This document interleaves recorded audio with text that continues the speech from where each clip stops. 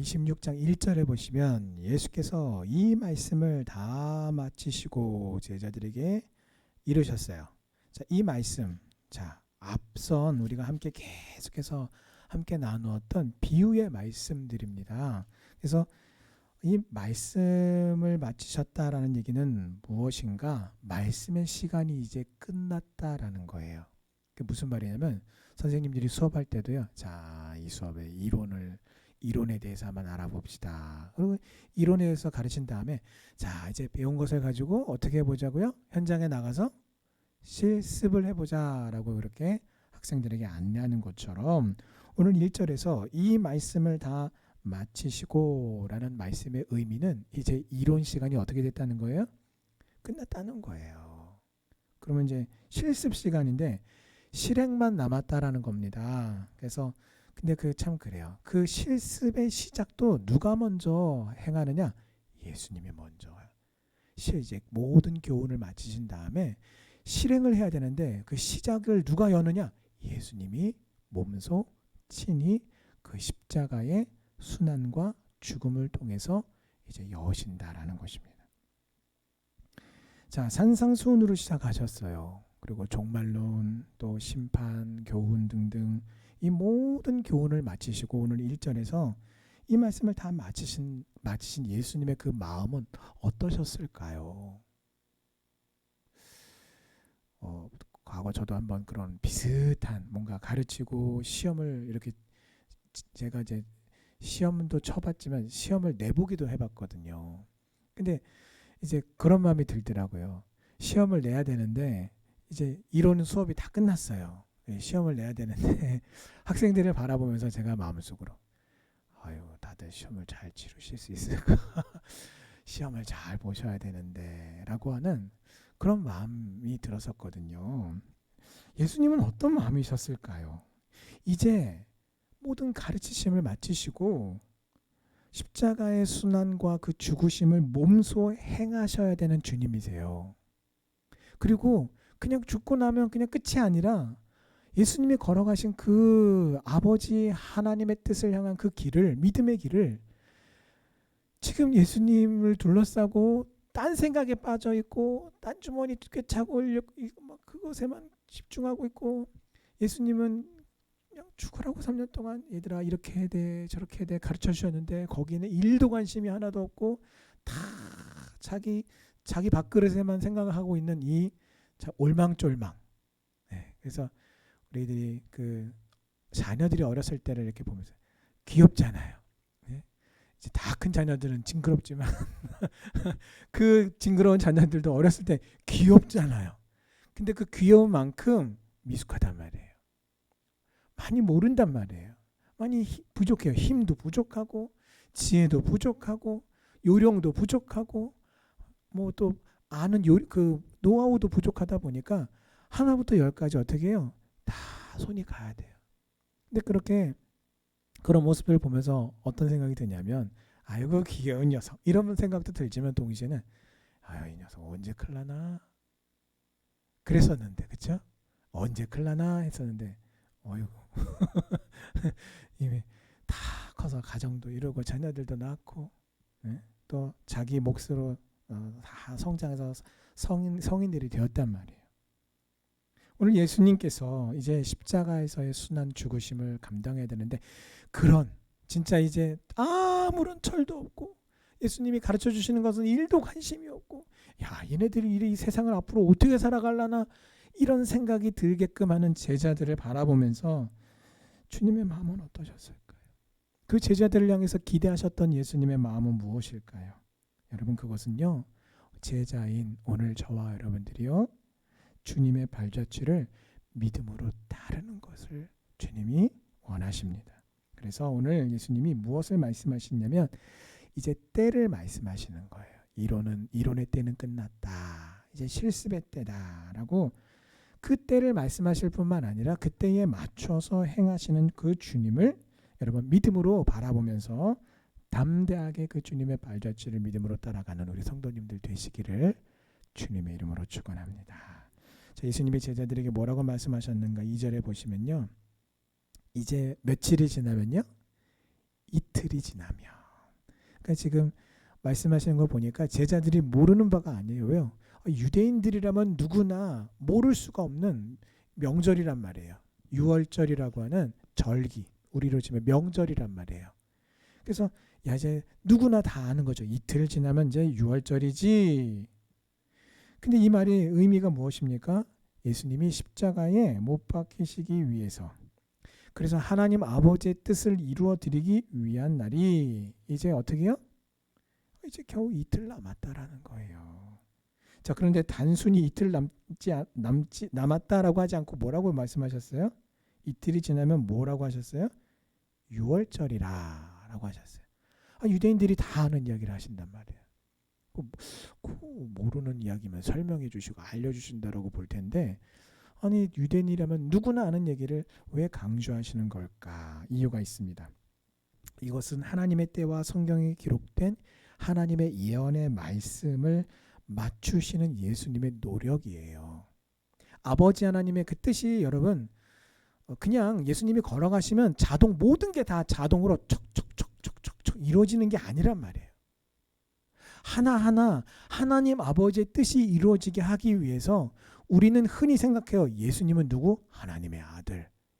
위대한 대단한 분이죠. 이러한 어떤 그런 생각들이 우리 안에 꽉 차 있다 보니까 예수님이 가지고 계신 인성에 대한 부분을 자꾸 우리는 놓쳐요.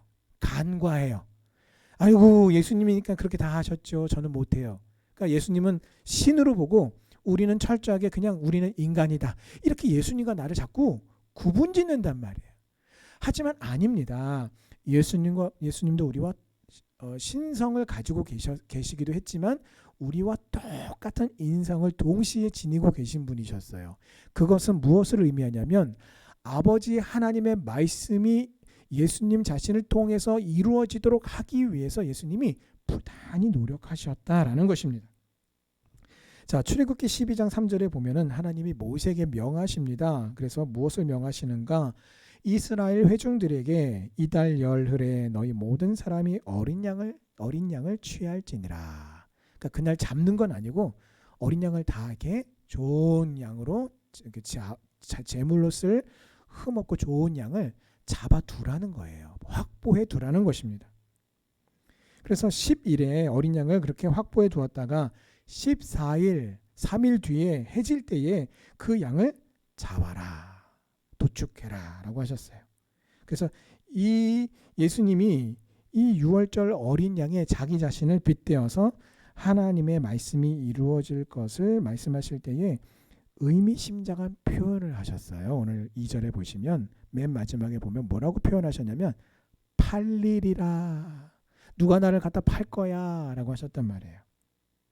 그래서 이 2절 말씀은 예수님이 두 가지를 말씀하고 계십니다.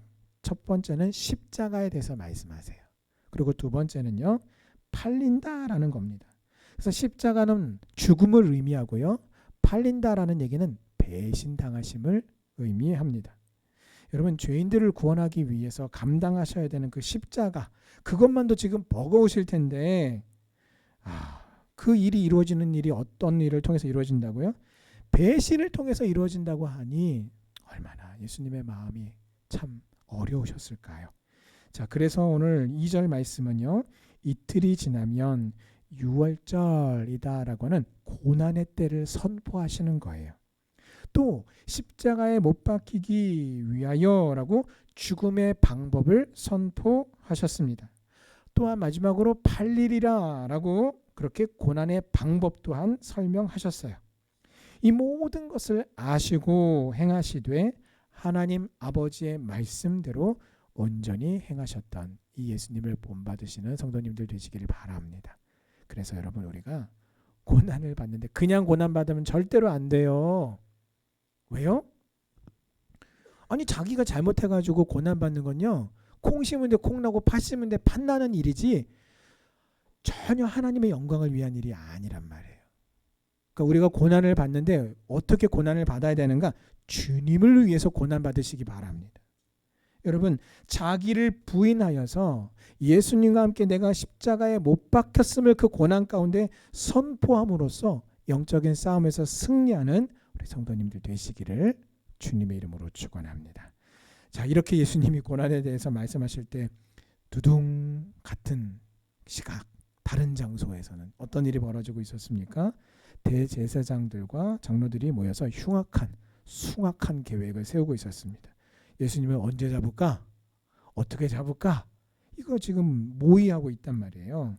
여러분 생각해 보세요.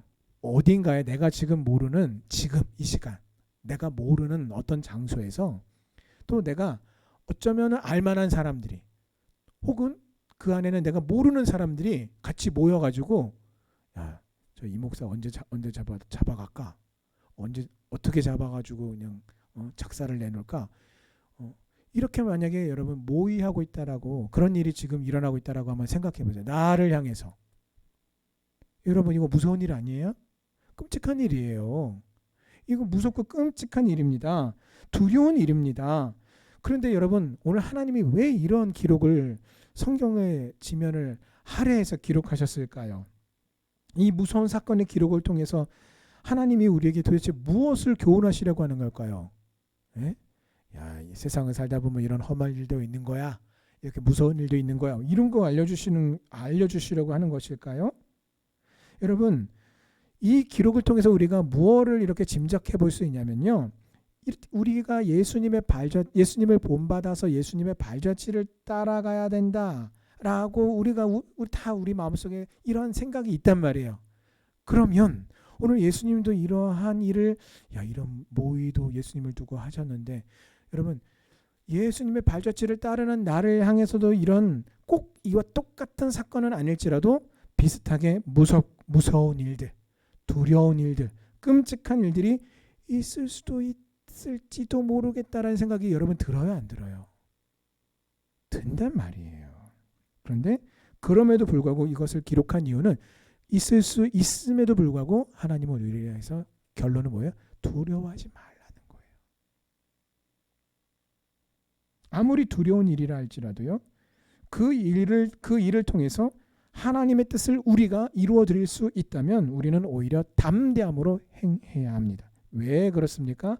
악인들의 계획은요. 결단코 하나님의 섭리와 은혜의 역사를 방해할 수 없기 때문입니다.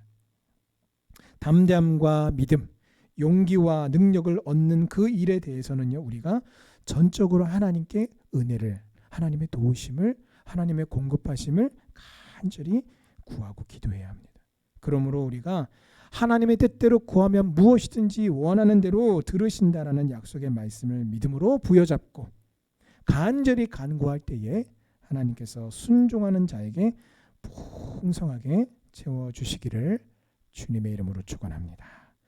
자, 이어지는 6절부터 9절까지의 향유 부음의 사건은 매우 중요하면서도 매우 유명한 사건입니다. 여러분 베다니의 시몬이라는 사람이 지금 6절에 등장을 해요. 근데 이 사람을 향해서 뭐라고 합니까? 나병 환자라고 말을 합니다. 그런데 이 나병 환자 집에 예수님이 어떻게 해요? 초대받으셨어요. 여기 보시면 6절에만 보시면 예수께서 이 베다니에 있는 나병 환자 시몬의 집에 계셨대요. 계실 때 일어난 일이에요. 아니, 자, 그 여러 가지가 지금 이제 의문이 들어요. 아니, 예수님 왜 나병 환자 집에 가셨을까? 잠깐 방문하신 건가? 근데 우리가 아는 상식으로는요, 나병 환자는요, 일반 사람들하고 접촉할 수가 없단 말이에요. 자, 여기에는 우리가 좀 더 부연 설명이 필요하겠습니다. 이 시몬이라는 사람은 원래가 나병 환자였는데요, 예수님이 고쳐주셨어요.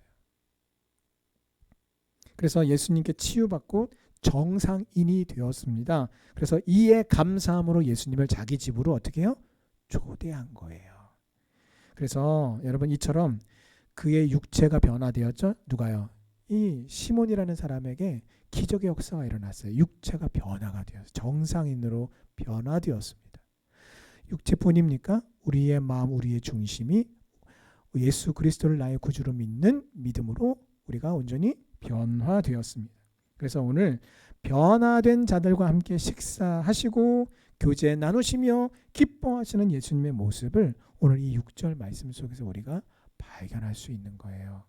여러분, 내가 나에게 오늘 정말 뭔가 특별한 사건, 어떤 그런 특별한 것들이 없다 할지라도 예수 믿고 온전히 변화된 나를 기뻐하시고 나와 교제하기를 온전히 기뻐하시고 사랑하시는, 즐거워하시는 여러분 그 예수님으로 인하여서 오늘 우리가 만족하고 기뻐하는, 매일매일 기뻐하는 우리의 삶이 되기를 간절히 기도합니다. 자, 식사 의대에 응대에 그 식사 초대에 응하셨어요. 예수님. 그럼 가지 하고 오셨어요. 그런데 여러분 그것 때문에 사람들로부터 예수님이 어떤 일을 당하셨습니까? 비난받으셨어요. 그런데도 예수님은 전혀 개의치 않으셨다라는 겁니다.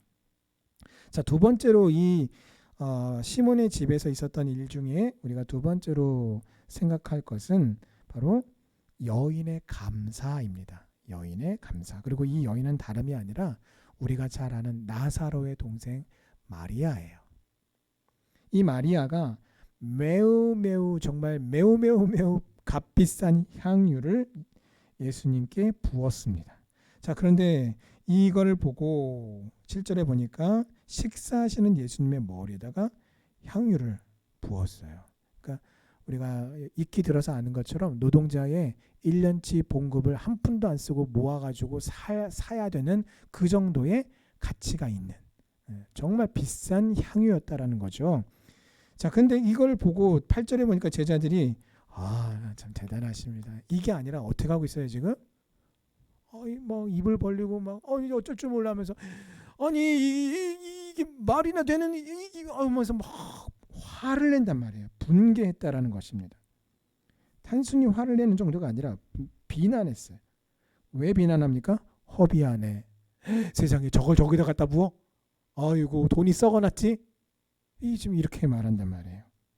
그래서 여러분 여기서 우리가 놓치지 말아야 될 것은 뭐냐면요. 이 마리아의 감사하는 마음이에요. 이걸 놓쳐서는 안 돼요. 여러분 이 자꾸 제자들 때문에 이 마리아의 감사하는 마음을 우리가 놓치기가 쉬워요. 왜 그렇습니까? 마리아가 예수님의 몸에 향유를 부었다라는 것은요. 이게 정말 많이 감사했나 보네. 감사하는 어떤 그런 마음을 표현한 사건만이 아니라 그것을 넘어서서 예수님의 장례를, 예수님이 십자가에서 죽은 후에 그 장례를 위하는 일, 이게 뭐예요? 주님의 사역에 동참하는 그 축복의 일이었다라는 거예요. 근데 그 축복의 일을 이 마리아가 어떻게 동참하고 있습니까? 감사함으로. 여러분 우리도 마찬가지입니다. 하나님을 향해서 우리가 다른 게 아니에요. 감사함으로, 믿음으로 감당할 때에 그것이 바로 하나님의 귀한 믿음의 그 사역에 우리가 동참하는 축복의 일이 되는 것이란 말이에요. 예수님의 머리에 기름을 부은 것은요. 예수님을 구원자로 믿는 믿음의 행위였으니 얼마나 귀합니까? 아이고 예수님 머리에서 맨날 냄새 나시고 떡져가지고 내가 기름이라도 발라드려야겠다. 이게 아니란 말이에요. 예수님의 머리에 기름을 부었다는 얘기는요. 예수님이 이 예루살렘 성에 가까울수록 예수님 사역의 전체에서 몇 번 언급하지 않으셨지만 예수님의 자신의 그 죽으심에 대해서 계속 말씀을 했단 말이에요. 근데도 여러분 되려 사도들을 포함한 제자들은요. 뭐 이상한 소리 하시지. 무서운 얘기 하시네. 난 몰라. 하고 딴 생각만 했단 말이에요. 어떤 생각이요? 한 자리 차지할 생각만. 누가 더 높은 자리에 오를 것인가. 엉뚱한 생각만 했지. 여러분 오늘 마리아를 보면요. 예수님의 메시지를 그 마리아는요. 마음에 새기고 정확하게 알고 있었다는 것을 알 수 있어요. 아니 이유는 모르겠지만 예수님이 예루살렘에 올라가셔서 십자가에서 죽으신다라고 말하고 또 여러분 죽으신다고만 하지 않으셨어요. 예수님은 분명히 그 뒤에도 말씀하셨어요. 사흘 만에 다시 살아나야 하리라. 이 얘기까지 했는데 오늘 마리아는요. 앞부분만 믿은 것도 아니고 뒷부분만 믿은 것도 아니고 그 모든 말씀을 그대로 믿고 예수님의 장례를 이렇게 위해서 예비하는 믿음의 행위. 예수님이 구원자이시고 메시아이심으로 그 말씀대로 다시 살아나실 것이다 라는 믿음으로 행했단 말이에요.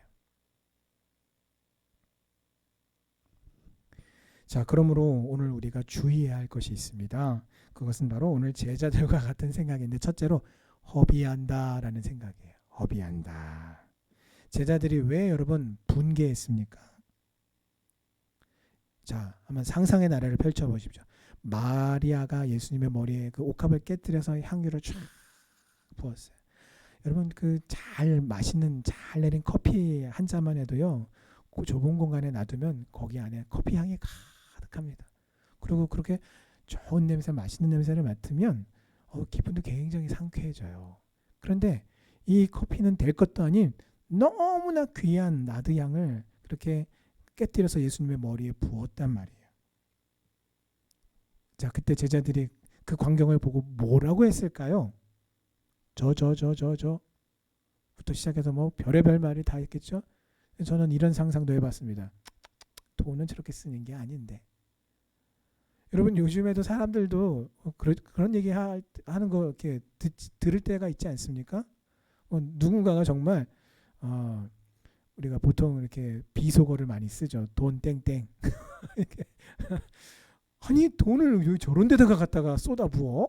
라고 이렇게 말하면서 비속어들 쓰면서 비난을 한단 말이에요. 그러면서 뭐래? 참 돈 쓸 줄 모르네. 예? 저 얼마 전에 기사를 봤는데요. 예. 아반떼인가 차 현대자동차죠. 아반떼인가 차를 3천 몇백만 원짜리 차를 사가지고 어떤 사람이 튜닝을 했는데요. 거기에 튜닝비만 1억 원이 넘게 들어갔더라고요. 그러니까 어떤 사람들이 그 밑에다가 댓글을 뭐라고 달았냐면 왜 저래? 저럴 것 같으면 차라리 애초에 그냥 저기 람보로 이렇게 뭐하는 외제차 그냥 사지. 저게 뭐하는 짓이야? 부터 시작을 해서 어떤 사람이 과거의 기억을 또 들춰내더라고요. 요즘엔 또 저런 분도 있군요. 과거에 어떤 분은 티코 사다가 거기다가 튜닝비로 1억을 넘게 갈아부으신 분도 있는데 이렇게 이제 얘기를 하는 거예요. 아이고 돈은 그렇게 쓰는 게 아니지. 분해했어요. 이런 생각을 조심해야 됩니다. 왜 허비하냐고 분개했습니다. 자, 그러나 제자들을 보십시오. 아니 돈을 왜 그렇게 쏟아부어라고 이렇게 분개하면서도요. 동시에 제자들이 같이 하고 있는 게 있습니다. 그게 뭐냐면 다른 사람을 판단하고 있어요. 그리고요. 오히려 자기의 숨은 욕심을 숨기면서 드러내고 있어요. 동시에. 여러분 허비한다라는 생각 이외에도요. 또 조심해야 될 것이 있습니다. 그것은 이것을 줄 수 있었겠도다. 뭐라고 합니까? 이걸 팔았으면 아이고 그걸 왜 예수님 머리에다 갖다 부어. 그 차라리 팔아가지고 가난한 사람들 나눠줬으면 아이고 그냥 야 이거 엄청나게 구제했겠다. 이게 무슨 심보예요? 이게 바로 도둑놈 심보예요. 아니 구제를 도대체 언제 남의 돈으로 하는 게 구제가 되었습니까? 구제는 누구 돈으로 하는 거예요? 자기 물질 가지고 하는 게 구제지. 아니 마리아가 자기가 하나님 앞에 감사한 마음을 가지고 하나님의 일에 동참하기 위해서 자기 나름대로 큰 결심이고 결단이었단 말이에요. 그래서 그 옥합을 쏟아부어서 예수님의 머리에 그것을 부음으로써 그 주님의 위대한 사역에 동참하는 믿음의 일들을 감당하고 하나님 보시기에 얼마나 크게 기쁜 일입니까? 그런데 그걸 보고 비난하면서 저걸 가지고 구제하지. 그 도둑놈 심보라는 거예요. 그 여인의 향유를 가지고 구제 어쩌고 저쩌고 하는 것은 구제의 본래의 정신에서도 한참을 벗어난 이야기입니다. 자신의 것이 아니라 남의 것으로만 구제하려고 하는 것은 아주 잘못된 생각입니다. 그래서 여러분 교회에서도 보면은요. 과거에 제가 섬겼던 교회에서도 주일날 새벽 예배를 없애느냐 하느냐 월화수목금토 주일 일주일 내내 새벽 예배 이제 드렸던 교회예요. 원래 옛날에 다 그랬었잖아요. 그래서 새벽 예배 드리고 목사님들이 새벽 예배 드리고 조금 있다가 이제 일부 예배 부수가 많은 교회들은 조금 있다가 뭐 바로 일부 예배 또 드려요 이제. 근데 이제 그렇게 하다가 이제 교회에서 이게 좀 이런 그 어떤 여러 가지 이유들로 인해서 이런 주일 예배는 새벽 예배는 좀 생략하는 것으로 이렇게 결정을 합시다라고 얘기를 했는데 장로님들이 쌍수를 들고 반대를 하는 거예요. 가장 앞장서서 입에 침을 튀기면서 반대하는 장로님이 어떤 분이었느냐? 새벽 예배 절대로 안 나오시는 분.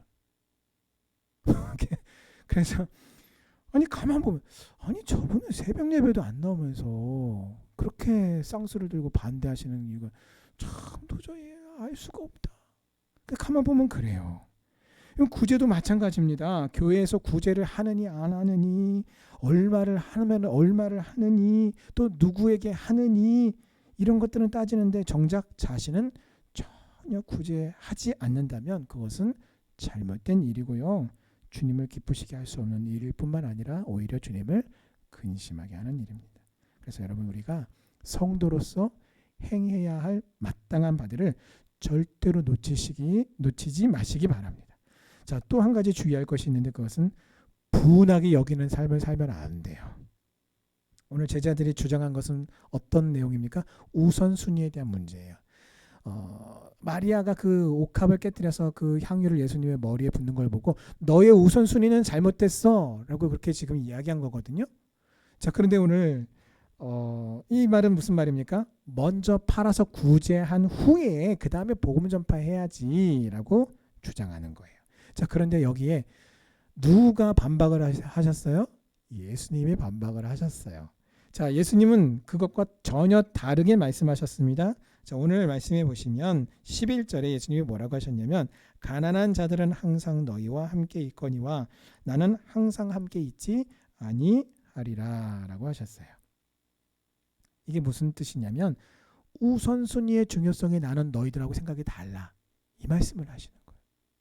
너희들이 말한 우선순위와 내가 생각하는 우선순위는 정반대야 라고 말씀하시는 거예요. 예수님의 우선순위는 예수님에게 하는 좋은 일을 우선순위로 두셨다라는 것입니다. 자, 그러므로 우리는요, 무엇을 오늘 이 말씀에서 어떤 교훈을 받아야 됩니까? 주님의 마음을 모른 채 그 뜻을 제대로 알려 하지도 않으면서 분을 내어서는 안 된다라는 것입니다.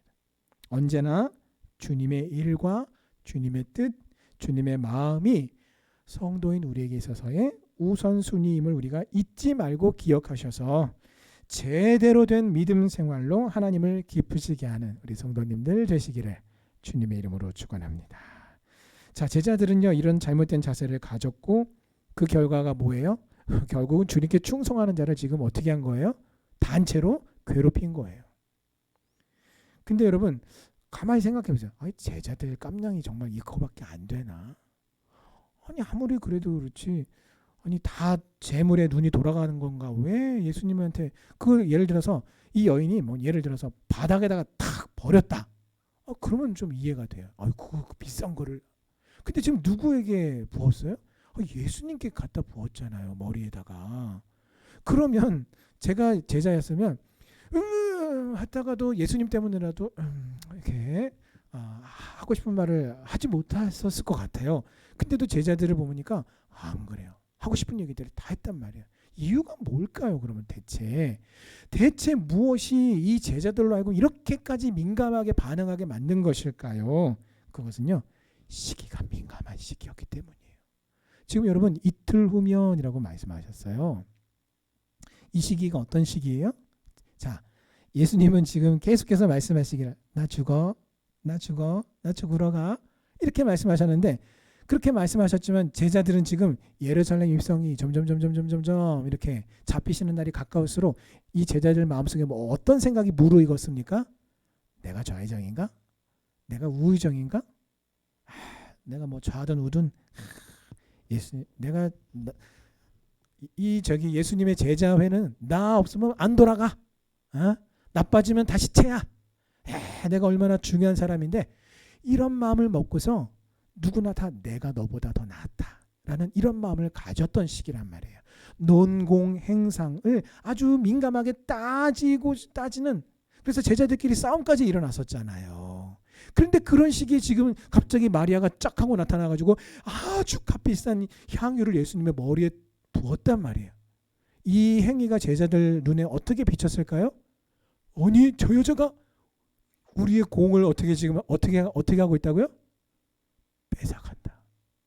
야, 예수님 마음이 마리아한테 홀딱 넘어가면 우리한테 돌아올 자리도 없어질지도 몰라.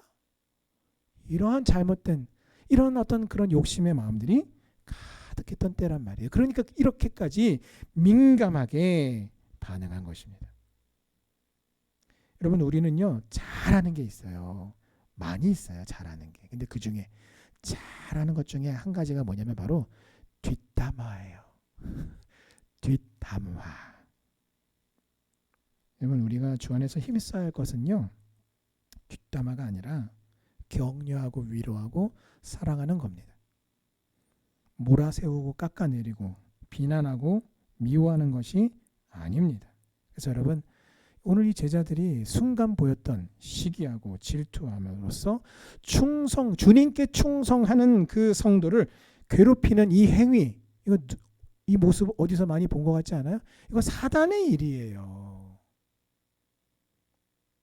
그래서 여러분, 사단의 공략에 빠져서 다른 성도의 선한 행위, 믿음의 행위, 하나님을 향한 그 충성을 우리가 시기할 것이 아니라 오히려 그것을 통해서 우리는 나 자신의 부족함을 먼저 깨달으시기를 바랍니다. 그러므로 우리가 성도로서 온당히 합당한 말과 합당한 행동으로 교회인 성도들을 함께 더불어 세우고 하나님을 기쁘시게 하는 우리 성도님들 되시기를 소원합니다.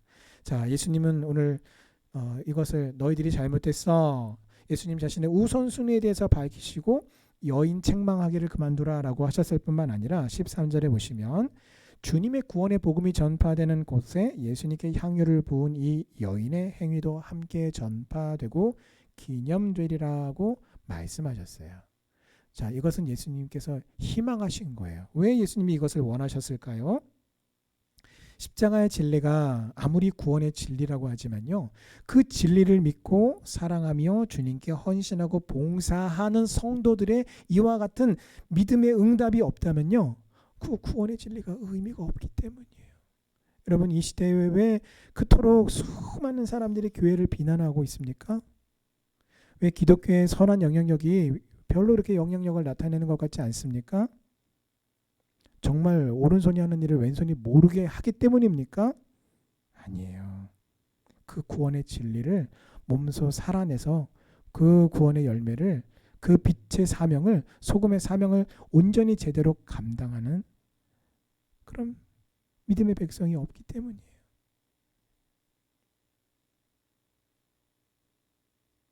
결국 죄와 어둠 가운데 갇혀서 죽을 날만 기다리고 있는 죄인들에게 하늘의 진리를 보여주고 증거할 책임이 누구에게 있다는 것이에요?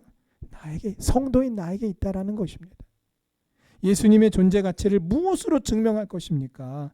누가 증거할 것입니까? 바로 성도인 나란 말이에요. 그래서 여러분, 이처럼 예수님께 칭찬받는 여인이 있었는가 하면, 자, 오늘 말씀의 마지막에 마무리가 어떻게 됩니까? 예수님을 팔아먹을 마음을 먹고 기회를 노리는 가룟 유다가 있었습니다. 왜 유다는 이처럼 자기 무덤을 스스로 판 것일까요? 그것은 바로 주님을 향해서 두 마음을 품었기 때문이에요. 만약에 가룟 유다가 애초 처음부터 나는 예수님을 팔아먹을 거야, 이렇게 마음을 먹었다면 굳이 이 시기에 와서 예수님을 팔았을까요? 아닐 거라고 봐요. 더 좋은 시기들이, 더 좋은 기회들이 훨씬 많았을 겁니다. 그런데 지금은 어떤 시기입니까? 대중들이 지지하고 대중들이 환호하는 시기란 말이에요. 그럼 굳이 이렇게 위험한 시기에 예수님을, 그러니까 애초에 가룟 유다의 마음이 예수님을 팔 생각을 하고 작정하고 온 사람이 아니라는 거예요. 가룟 유다 역시 예수님께 자기의 희망을 걸었던 사람이에요. 우리가 아는 것처럼 가룟 유다는 독립운동을 하던 사람입니다. 그것도 좀 과격하게 독립운동을 하던 사람이에요. 자, 그래서 이제 내가 예수님을 내가 믿음으로써 어떤 종교적인 어떤 그런 방법을 통해서 정치적인 문제, 어떤 나라의 어떤 문제들을 풀어나가고자 나름대로 시도했던 사람이란 말이에요. 근데 그러한 희망을 가지고 예수님의 뒤를 열심히 따라가다 보니까 예수님이 자꾸 이상한 말씀을 하셔요. 내가 죽는다. 그래서 여러분, 이 마리아라는 이 여인이 먼저 예수님의 말씀을 온전히 믿음으로써 향유를 부었어요. 그런 면에 있어서 참 사도들보다 마리아 한 여인이 훨씬 그 믿음이 뛰어나고 그 머리가 참 지혜가 똑똑하네, 판단력이 좋네, 아니면 고지고대로 예수님의 말씀을 그대로 믿는 믿음이었네, 이렇게 판단할 수 있단 말이에요. 거기에 비하면 다른 사도들은 어떻습니까? 자기 밥그릇만 생각하고 서로 찌그락찌그락 싸우고 있지, 엉뚱한 생각하고 있고 예수님이 가르쳐주신 교훈에 대해서는 한마디도 마음속에 품은 게 없잖아요. 거기에 비하면 가룟 유다는 어떤 사람이에요? 뛰어난 사람이에요. 계산이 빠른 사람이에요. 그래서 지금 예수님이 야 이제 이틀 남았어 하니까 그 말을 듣고 가룟 유다가 계산기를 딱 두들긴 거예요. 끝났네. 답이 없네. 내가 예수님을 통해서 찾으려고 했던 어떤 그런 해법은 더 이상 나올 기미가 없네 하고 어떻게 한 거예요? 필요 없으니까 팔아먹어버린 거예요. 애초에 가룟 유다의 마음속에는요, 두 가지 마음이 있었단 말이에요. 예수님을 해하려고 하는 악한 마음만 가지고 온 사람이 아니라 예수님을 위하는 마음도 있었고요. 또 한편으로는 이 두 가지 마음, 이 배신에 대한 마음이 함께 있었단 말이에요. 그래서 여차하면 아이고 이 사람이 아니다 싶으면, 이 길이 아니다 싶으면 배신할 준비가 되어 있었다라는 거죠. 여러분, 이건요, 나쁘게 말하니까 배신할 준비가 항상 되어 있었던 사람이야 라고 말하지, 그걸 뒤집어서 생각하면요, 아니에요. 나는 항상 그런 맘만 먹었던 건 아니에요. 나는 늘 동시에 예수님을 위하는 마음도 있었던 사람이에요. 이게 가룟 유다의 입장에서 자신을 변명할 수 있는 여지의 말이기도 하죠. 근데 문제는 그게 문제란 말이에요.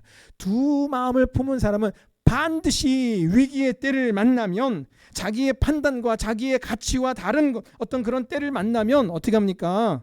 판단해요. 배신한단 말이에요. 하나님의 뜻과 말씀과 전혀 무관한 자기의 소견을 가지고 답을 내렸단 말이에요. 이거 아니다라고.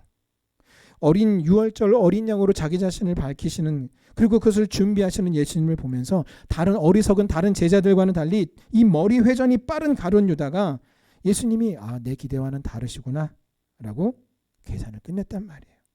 여러분, 우리는 진정으로요, 예수님께서 말씀하시고 교훈하셨던 대로 세상과 하나님을, 두 주인을 한꺼번에 동시에 섬길 수 없습니다.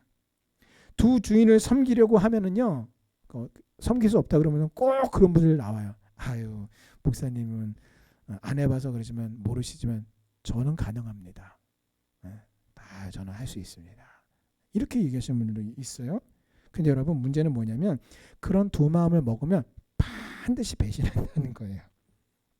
두 마음을 먹고 마지막 결정적인 순간에 주님을 붙들기보다는 두 마음을 먹으면 반드시 결정적인 순간에 판단이 돼요. 어떤 판단이요? 가룟 유다처럼 똑같은 길을 가요.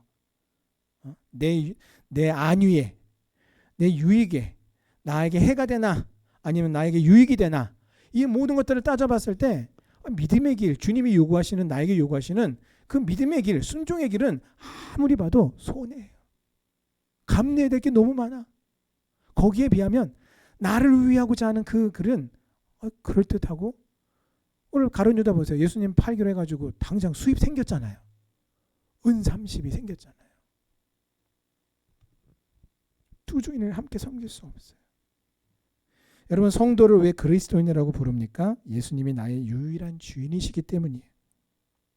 그러므로 예수님 이외에 세상의 다른 것들을 내 마음에 두고 함께 주님도 섬기고 그것도 섬기는 두 마음을 품어서는 안 됩니다. 그렇게 두 마음을 품으면 결국은요, 기회가 오면, 내가 예상치 못했던 기회가 되면 가룟 유다처럼 예수님을 배신하게 될 것입니다. 세상의 것으로 충만한 두 마음을 오롯이 주님만을 향한 한 마음으로 새롭게 고침받으시기를 주님의 이름으로 축원합니다.